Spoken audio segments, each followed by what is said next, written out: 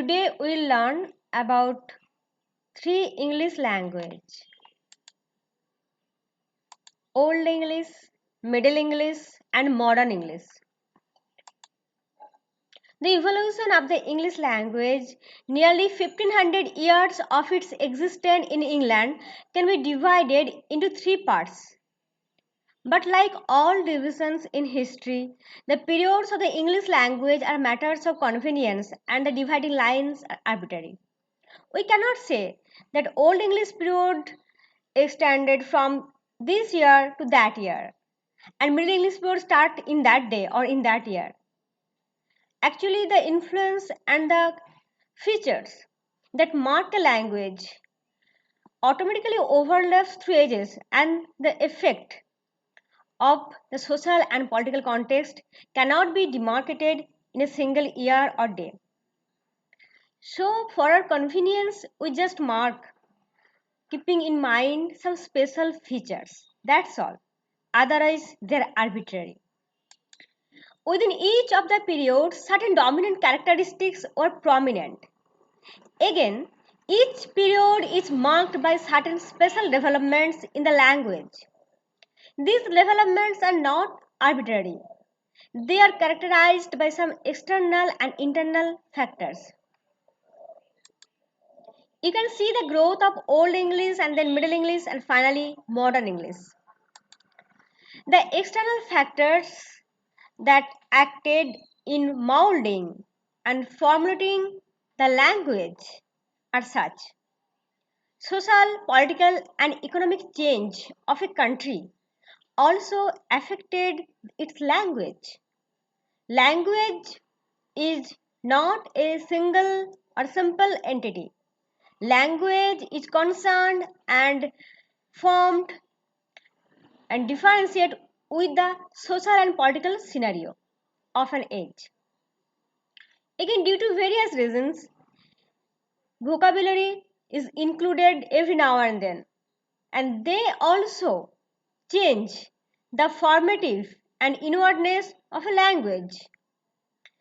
For the internal factor, there is linguistic change. Linguistic is a certain feature that change a language system from its core.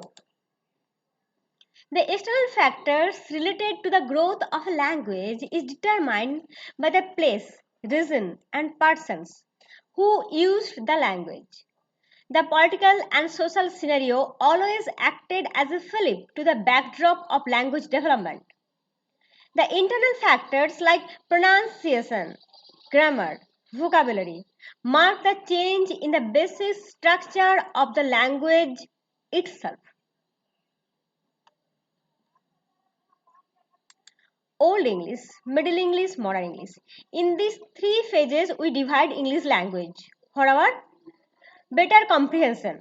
And again, for greater precision, Modern English should be divided into early modern, you can see, and then late modern. So, Old English period, that is started with the coming of Anglo-Saxon Jews, and Old English language, that is also brought with these three Germanic tribes. And after the Norman conquest in 1066, French inclusion in English repertoire, they started a new language, that is we call Middle English. Four Old English dialects were spoken by the Germanic tribes. They are Kentish, Mercian, Northumbrian, and Anglo-Saxon. Again, in Middle English, there are several dialects and sub-dialects that helps in the language formation and better language. And these dialects changed vigorously and a great lot in Middle English dialects. Okay, there is a flow chart that shows the different times, different types of English language through better visuality. Early modern English, 1500 onward, and present day English, that is 1800 onward. There are some features that distinguish early modern to present day English. Early modern English. Here it is Old English language, that is of Beowulf and Alfred the Great, the Chronicle. Middle English language, that is the language of Chaucer, is Midland dialect, we know. And now 1500 to 1800, early modern English or Renaissance English, we call that, because early modern English is greatly formed and affected by the Renaissance and also the Great Vowel Shift. These two things, the Great Vowel Shift and Renaissance, these two things molded early modern English to a great law. And the language of Shakespeare and King James Bible, we can say as an example of early modern English. Later modern English, that is present day English, it was developed and formed by various factors like colonization, industrial revolution, world wars. Later we will read in details about them.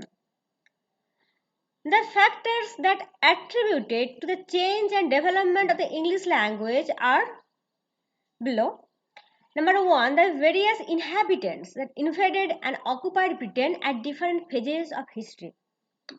We know that Britain was a very fertile land, and there came one after another various fighting, various tribes, communities, invaders.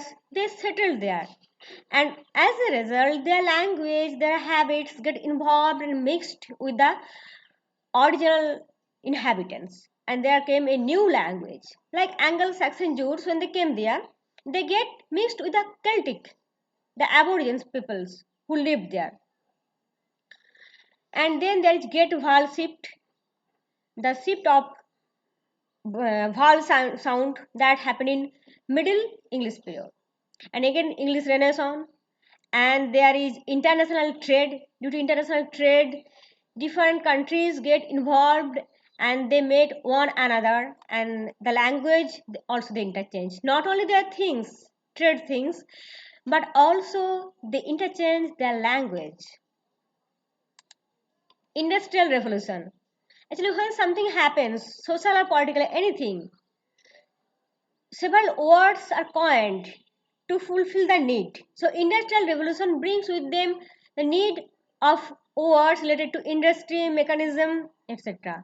Colonialism, world war, technological development, use of jargon, media and innovative use of words associated with gadgets. We know that nowadays we use WhatsApp, Facebook, Twitter, and so many social media platforms and so many gadgets, tablet, phone, smartphone, computer, laptop, iPhone, etc., etc., etc. And there are so many words that determine or that hints at those gadgets that we use to mean that. So when something change, words also change to define those things and situations. In this way, English repertoire gradually evolved and developed through ages. Old English language, that is from 5th century to 11th century, it is the earliest historical form of English language spoken in England and southern and eastern Scotland. It was brought to Great Britain by Anglo-Saxon settlers, the Germanic tribes, probably in the mid 5th century. It had derived from the Anglo-Frisian group of West Germanic language. This language is marked by full inflections. Middle English, late 11th century to 15th century. After the Norman conquest of 1066, English was replaced for a time by French. This is regarded as marking the end of the Old English era, as during this period, the Old English language was heavily influenced by Anglo-Norman, developing into a phase known now as Middle English. The inflections which had begun to break down toward the end of Old English period became greatly reduced. Actually, French overpowered English for around 200 years. French, after the Norman conquest, French became the official language, and in King's Court and everywhere it get the respect. And English language is the language for common people. The development of English language was just strangulated But the most surprising fact is that even after 200 years, English language sprouted out from the root and so its own plumage. Gradually, intermarriage and association with the ruling class mixed these two languages, English and French, and gave birth to Middle English language. Middle English is a blend of Old English and Norman French, and obviously the Old English is significantly long. Now come the early modern English. It is from late 15th century to 17th century to mid 20th century. This period is also sometimes called New English. It is the form of English language spoken since the Great Vowel Shift. So after the Middle English period, when the Great Vowel Shift, a miracle or a very significant event in language development happened, early modern English started. It is a series of changes in the pronunciation of the English language that took place primarily between the 15th and 17th century, beginning in southern England. Late modern English, the main features that demarcate early modern from late modern English basically depends on the use of vocabulary. Other language components like pronunciation, spelling, grammar do not change in a remarkable way. And so mainly what changes? The vocabulary. English gathers too much new vocabulary, new words in its repertoire. Late modern English was marked by three main historical factors. We talked about it before, that is industrial revolution, colonization, and two world wars. Can we get various social media platforms that gave rise to so many words like Instagram, LinkedIn, Facebook, WhatsApp, Twitter, YouTube, and so much. I cannot remember, I don't know, obviously. And these are the new repertoire in modern English.